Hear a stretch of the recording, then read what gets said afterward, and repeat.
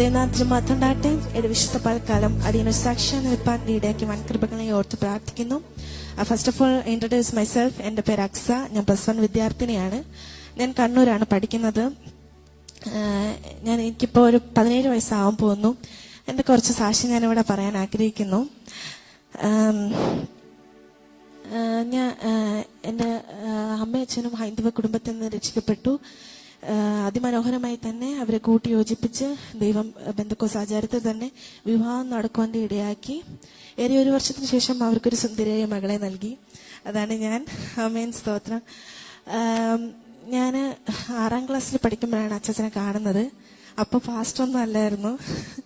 I think എനിക്ക് Bible കോളേജിൽ പഠിക്കുവാൻ തോന്നുന്നു. ആ സമയത്ത് അച്ഛൻ്റെ ഫാമിലിയായിട്ടൊക്കെ ഭയങ്കര ഒരു ഞങ്ങളുടെ കുടുംബത്തിലൊരു അംഗമായിട്ട് തന്നെയായിരുന്നു അച്ഛൻ ഫാമിലിയും കണ്ടിരുന്നത്.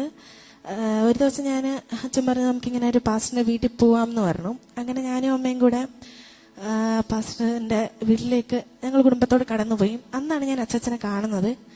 അച്ഛൻ എൻ്റെ അടുത്ത് അന്നൊരു എൻ്റെ അടുത്തൊരു ദൂത് പറയാനിടയായി. ഞാൻ 6ാം ക്ലാസ്സിൽ പഠിക്കുകയാണ്.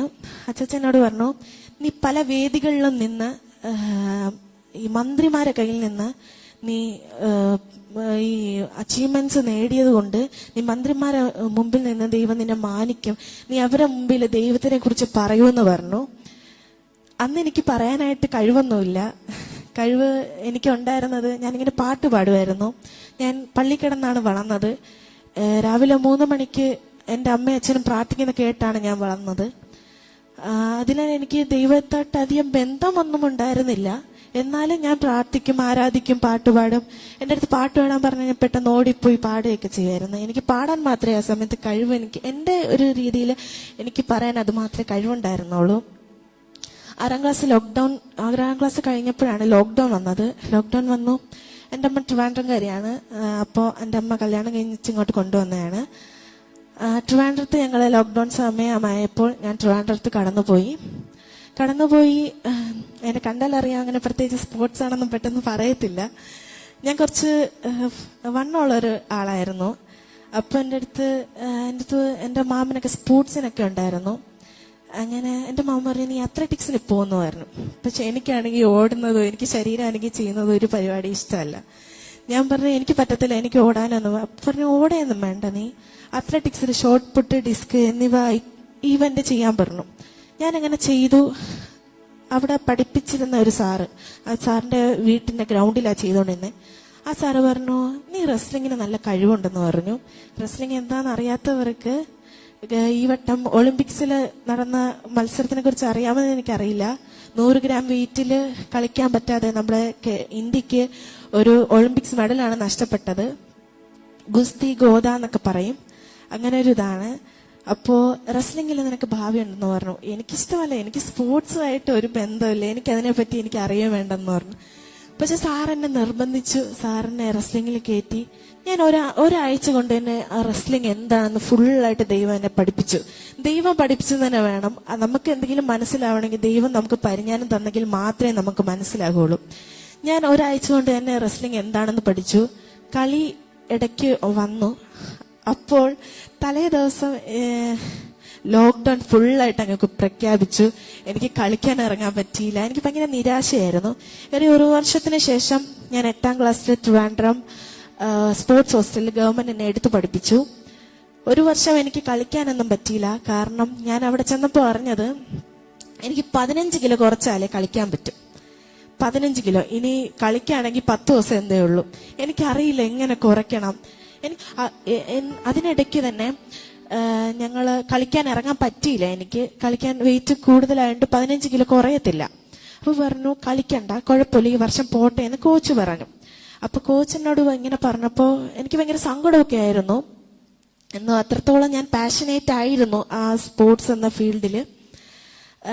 എന്റെ അടുത്ത് അവിടുത്തെ മെയിൻ ആള് വന്നു പറഞ്ഞു, ഇങ്ങനൊരു ടോണിലാണ് പറഞ്ഞത്, ഇവിടെ കഴിച്ചുകൊണ്ടിരിക്കാനാണെങ്കിൽ ഗവൺമെന്റിന്റെ പൈസ മുടക്കി എനിക്ക് നിന്നെ പഠിപ്പിക്കേണ്ട ആവശ്യമില്ല, ഇറങ്ങിപ്പോവാൻ. ആ ഒരു രീതിയിൽ, ഒരു വല്ലാത്ത ഒരു രീതിയിൽ സംസാരിച്ചു.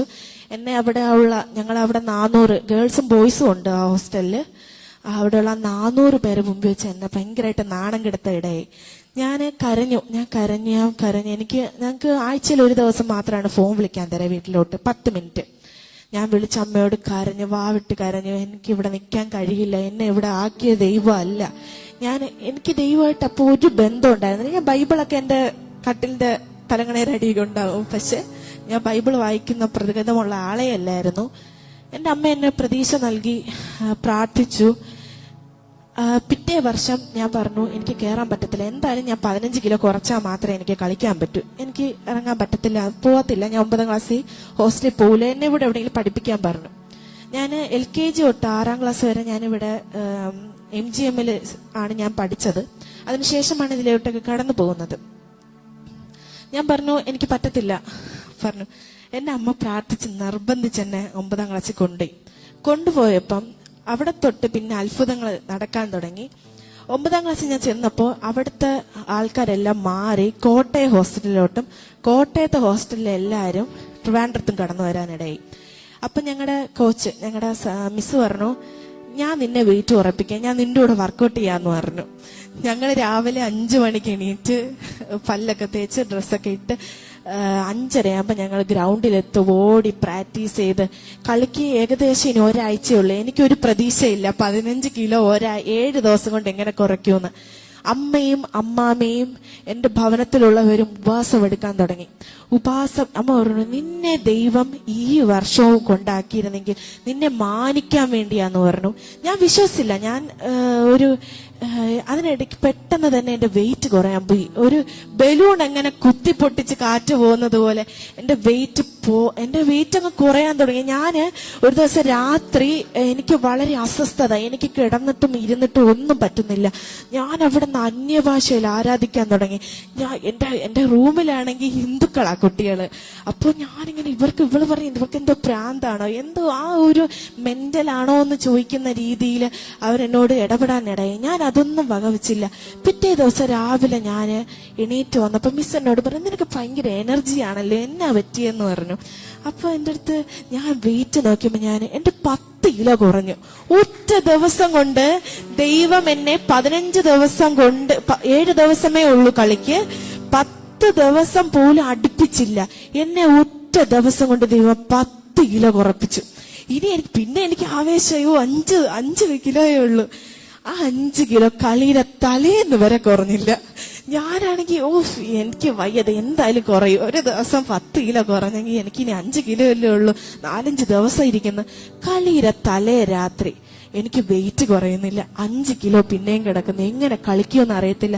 ഞങ്ങളുടെ ഈ റെസ്ലിംഗിന്റെ ഒരു ഇതെന്ന് വെച്ചാൽ കറക്റ്റ് വെയിറ്റ് വേണം. അതിപ്പോ ഒളിമ്പിക്സിലായപ്പോലും കഴിഞ്ഞ വട്ടം മത്സരം നടന്നപ്പോൾ 100 ഗ്രാമിനാണ് നമ്മള് വെയിറ്റ് കൊടുത്തിട്ട് 100 ഗ്രാം കൂടിയിട്ടാണ് വിനേഷ് ഫോഗട്ട് എന്ന വ്യക്തിക്ക് ഒളിമ്പിക്സിൽ ഗോൾഡ് മെഡൽ പോയത്. അതുകൊണ്ട് വെയിറ്റ് കുറയുന്നേ ഇല്ല. പ്രാർത്ഥിച്ചു. തലേന്ന് അമ്മ വന്നു. ഹോസ്റ്റലിൽ വന്നപ്പോ ഞാൻ പറഞ്ഞു, അമ്മ ഇവിടെ നിക്കത്തില്ല, എനിക്ക് നാണക്കേടാ, അപ്പം എന്നെ ഇവിടെ കൊണ്ടുപോയേ പറ്റുമെന്ന് പറഞ്ഞു. ഞാൻ കരഞ്ഞു. ഞാൻ പറഞ്ഞു എനിക്ക് ഇവിടെ നിൽക്കാൻ പറ്റുന്നില്ല. അപ്പൊ പറഞ്ഞു, നിന്നെ ഇത്രയും ദൈവം വഴി നടത്തിയിട്ടുണ്ടെങ്കിൽ ഞാനും അമ്മ അന്ന് ഉപാസമായിരുന്നു, പറഞ്ഞു നിന്നെ ദൈവം നടത്തുവടി എന്ന്. എന്റെ അമ്മയ്ക്ക് അത്രയും പ്രതീക്ഷ ഉണ്ടെന്നുള്ളതാ. എനിക്ക് ഒരു തരി പ്രതീക്ഷയില്ല. ഇനി തലേ ദിവസം ഇനി 5-6 മണിക്കൂർ മാത്രമേ ഉള്ളൂ, എങ്ങനെ ഇത് നടക്കും? പിറ്റേ ദിവസം രാവിലെ എൻ്റെ അടുത്ത് മിസ് പറഞ്ഞു, നീ 4:30 എണീക്ക്, നമുക്ക് 4:15 ആകുമ്പോൾ വർക്കൗട്ട് ചെയ്ത കുഴപ്പമില്ല, 5 കിലോ കുറയ്ക്കുക, അല്ലെങ്കിൽ പോട്ടെ, നീ ഈ വർഷം കളിക്കണ്ടെന്ന് പറഞ്ഞു. അങ്ങനെ ഞാൻ രാത്രിയായപ്പോ പ്രാർത്ഥിച്ച് ഞാൻ കിടന്നു. രാവിലെ എണീറ്റ് നോക്കിയപ്പോ എനിക്ക് 500 ഗ്രാമേ ഉള്ളൂ. 4.5 കിലോ കുറഞ്ഞു. എനിക്ക് 500 ഗ്രാം മാത്രം, വെറും 500 ഗ്രാം. പിന്നെ എനിക്ക് വാശിയായി. ഞാൻ പറഞ്ഞ ഇനി 2 മണിക്കൂർ കൊണ്ട് എനിക്ക് 500 ഗ്രാമും കുറയ്ക്കാം. എങ്ങനെ തലകുത്തി നിന്നിട്ട് 500 ഗ്രാം കുറയുന്നില്ല. ഞാൻ എത്ര വർക്ക് വിയർക്കുന്നുണ്ട്, പട്ടിണിയാ ഫുള്ള്. വെള്ളം വരെ കട്ട് ചെയ്തു. ഞാൻ 7 ദിവസം കൊണ്ട് ഫുള്ള് പട്ടിണിയാ. വെള്ളം വരെ കട്ട് ചെയ്താൽ മാത്രമേ ഇനി വെയിറ്റ് കുറയും. അപ്പൊ ഞാന് ഭയങ്കര വിയർക്കുന്നതുമില്ല, വെള്ളമില്ല, ശരീരത്തിൽ വെള്ളം ഇല്ലാത്തത് കൊണ്ട് തന്നെ വിയർക്കുന്നതുമില്ല. എനിക്കറിയില്ല എങ്ങനെ ഞാനിത്. ഞാൻ വിളിച്ചു, അമ്മയെ വിളിച്ചപ്പോൾ ഞാൻ പറഞ്ഞു, അമ്മേ മക്കളെ ഞാൻ അങ്ങോട്ട് വന്നോണ്ടിരിക്കുക, ഞാൻ വണ്ടിയിൽ വന്നോണ്ടിരിക്കുക എന്ന് പറഞ്ഞു. ഞാൻ പറഞ്ഞു, അമ്മ 500 ഗ്രാം ഉണ്ട്, എനിക്ക് എങ്ങനെ കുറയ്ക്കണമെന്ന് അറിയത്തില്ല.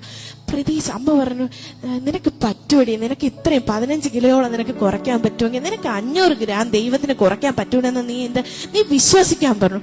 ഞാൻ മിസ്സിനോട് പറഞ്ഞു, മിസ്സേ ഒന്ന് ഞാൻ ബാത്റൂമിൽ പോയിട്ട് വരാമെന്ന് പറഞ്ഞു. ഞാൻ ടോയ്ലറ്റിൽ പോയിട്ട് മുഖമൊക്കെ ഒന്ന് കഴിവിട്ട് ആ ബാത്റൂമിന് അവിടെ ഇരുന്ന് വാവിട്ട് കരഞ്ഞു, ദൈവമേ എന്നെ നീ ഇവരെ മുമ്പിൽ മാനിച്ചേ പറ്റൂ. ഞാൻ ദൈവത്തിനോട് വാദിക്കാൻ തുടങ്ങി, എന്നെ ഇവിടെ മാനിച്ചേ പറ്റൂ. ഞാൻ ഇങ്ങനെ ഇത് തന്നെ വായിൽ പറയാൻ തുടങ്ങി, എന്നെ മാനിച്ചേ പറ്റൂ, നിന്റെ നാമം ഞാൻ ഇവിടെ ഉയർത്തണമെങ്കിൽ നീ എന്നെ മാനിച്ചേ പറ്റൂ എന്ന് പറഞ്ഞു. ഞാൻ അതൊക്കെ കഴിഞ്ഞ് ഞാൻ വെയിറ്റ് കൊടുക്കാൻ സമയം. ഇപ്പം മിസ് പറഞ്ഞു, നീ കണ്ണടച്ചും കയറാൻ പറഞ്ഞു. അപ്പൊ ഞാൻ ഡ്രസ്സൊക്കെ ഇട്ട് ഞാൻ കണ്ണടച്ച് കയറി. എൻ്റെ അടുത്ത് കറക്റ്റ് വെയിറ്റ്, ഞാൻ 76 കളിക്കുന്നത്, കറക്റ്റ് 76 കുറഞ്ഞിട്ടും ഇല്ല കൂടിയിട്ടും ഇല്ല. എന്നെ കളിക്കാനിടയായി. ഭയങ്കര അത്ഭുതമായിരുന്നു കളിക്കാനിടയായി. ആ കളിക്ക് എനിക്ക് ഗോൾഡ് കിട്ടി, സ്റ്റേറ്റ് പോയി. നാഷണൽസ് എനിക്ക് ഐ തിങ്ക് ഡൽഹി വെച്ചായിരുന്നു കളി. ഫസ്റ്റ് കളി എന്നെ പൊട്ടി. പിന്നെ കേരളത്തിൽ നിന്ന് ആർക്കും മെഡൽ ഉണ്ടായിരുന്നില്ല. ഞങ്ങൾ തിരിച്ചു വന്നു, കേരള ടീം തിരിച്ചു വന്നു. പിന്നെ 10ാം ക്ലാസ് ഇതുപോലെ തന്നെ ആയിരുന്നു, വെയിറ്റ് കുറച്ചു. 15 കിലോ ഒന്നും ഉണ്ടായിരുന്നില്ല, വെയിറ്റ് കുറച്ചു, കളിച്ചു. നാഷണൽസ് അന്ന് UP വെച്ച്, ഉത്തർപ്രദേശ് വെച്ചായിരുന്നു. കടന്നു പോയി. ഫസ്റ്റ് കളി ജയിച്ചു, സെക്കൻഡ് കളി ജയിച്ചു, തേർഡ് കളി ജയിച്ചു, 4ാമത്തെ കളി ജയിച്ചു. ഇനി 2 കളിയും കൂടെ ഉണ്ട്. അത് ഫൈനൽ കളി ഞാൻ ജയിച്ച എനിക്ക് ഗോൾഡോ സിൽവറോ ഇതിലേതെങ്കിലും ആയിരിക്കും. അപ്പം കോച്ചുമാർക്കൊക്കെ വാശിയായി, നീ കളിച്ച് മെഡൽ കിട്ടും. ഞാന് എന്റെ പ്രതീക്ഷ ആകെ പോയി. എനിക്ക് പേടിയായി. എനിക്ക് പേടി വന്നുള്ള കാര്യം, ശരീരം അനങ്ങത്തില്ല, ഞാൻ ഒറ്റ നിപ്പായിരിക്കും. എനിക്ക് ശരീരം, എന്റെ ബ്ലഡൊക്കെ നിന്നു പോകുന്ന പോലെ. ഞാൻ കളിക്ക് കയറി ഞാൻ ആ കളി സെക്കൻഡിന്റെ വ്യത്യാസത്തിന് തോറ്റുപോയി. എനിക്ക് മെഡൽ നഷ്ടപ്പെട്ടു. അവള് ഫൈനലിൽ കയറിയത് കൊണ്ട്, ഉത്തർപ്രദേശ് ഫൈനലിൽ കയറിയോണ്ട് കേരളത്തിൽ എനിക്ക് കളിക്കാൻ കയറി മെഡൽ കിട്ടുമെന്ന് ഉറപ്പിച്ച കളിയായിരുന്നു. എന്തോ എന്റെ ഫാൾട്ടായിരിക്കണം, എനിക്ക് ഞാൻ ആ കളി തോക്കാനിടയായി. പക്ഷേ ഞാൻ ഈ കരഞ്ഞോണ്ട് ഞാൻ അച്ഛനെ വിളിച്ചു, അച്ഛാ എനിക്ക് കിട്ടിയില്ല, ഞാൻ പ്രതീക്ഷ കളി. അച്ഛനൊക്കെ ഭയങ്കര പ്രതീക്ഷയായിരുന്നു ആ കളി കിട്ടുമെന്നുള്ളത്. ഞാൻ അച്ഛനെ വിളിച്ചിട്ട് പറഞ്ഞു, അച്ഛാ എനിക്ക് ആ കളി കിട്ടിയില്ല. അപ്പൊ അച്ഛൻ പറഞ്ഞു, മക്കൾ കരയണ്ട, കുഴപ്പമില്ല, നമുക്ക് അടുത്ത വട്ടം പിടിക്കാന്ന് പറഞ്ഞു. കരഞ്ഞോണ്ടിരുന്നപ്പോഴാണ് എൻ്റെ അടുത്ത് ഞങ്ങളുടെ വേറൊരു കോച്ച്, കൂടെ വന്ന കോച്ച് പറഞ്ഞു, നിന്നെ ഇന്ത്യൻ ടീമിലോട്ട് സെലക്ട് ചെയ്തു എന്ന് പറഞ്ഞു. ആമേൻ, ഒന്ന് ഹല്ലേലൂയ, സ്തോത്രം. ഞാൻ ആ കരഞ്ഞ ഇടത്തിൽ നിന്ന് ദൈവം എന്നോട് പറയാ, നീ കേരള ടീമിൽ കിടന്ന് വരേണ്ട ആളല്ല, നീ ഇന്ത്യൻ ടീമില് കയറേണ്ട ആളാന്ന് പറഞ്ഞു. ആമേൻ, ഹല്ലേലൂയ. എന്നെ അങ്ങനെ ദൈവം മാനിച്ചു. പിന്നെ ഞാൻ പറയാനുള്ള കാരണം, ഈ ഗെയിം ഞാൻ കളിച്ചു കഴിഞ്ഞ് ഞാൻ ആ സമയത്ത്, ഞാൻ 6ാം ക്ലാസ്സിൽ പഠിക്കുമ്പോൾ അച്ചാച്ചൻ ആ ദൂത് പറയുന്ന സമയത്ത് എനിക്ക് പ്രത്യേകിച്ചായിട്ടൊരു കഴിവുകളോ എനിക്ക് എന്താണ് എന്റെ മുന്നോട്ടുള്ള ഭാവി എന്നൊന്നും അറിയാത്ത നിമിഷത്ത് അച്ചാച്ചൻ എന്നോട് പറഞ്ഞൊരു ദൂതാണ്. എന്നെ പല MLA-മാരും സ്റ്റേജിൽ എന്നെ നിർത്തി ആദ്യം ദൈവത്തിനെ മഹത്വപ്പെടുത്തി. ദൈവം എന്നെ വഴി നടത്തിയത് കൊണ്ടാണ് ഞാൻ ഈ സ്റ്റേജിൽ നിൽക്കണതെന്ന് ഇത് കൊട്ടാരക്കര, ട്രിവാൻഡ്രം, അങ്ങനെ പല വേദികളിൽ ദൈവം എന്നെ നിർത്താനിടയായി. ആമേൻ, സ്തോത്രം. ദൈവം എന്നെ വഴി നടത്തിക്കൊണ്ടിരിക്കുന്നു.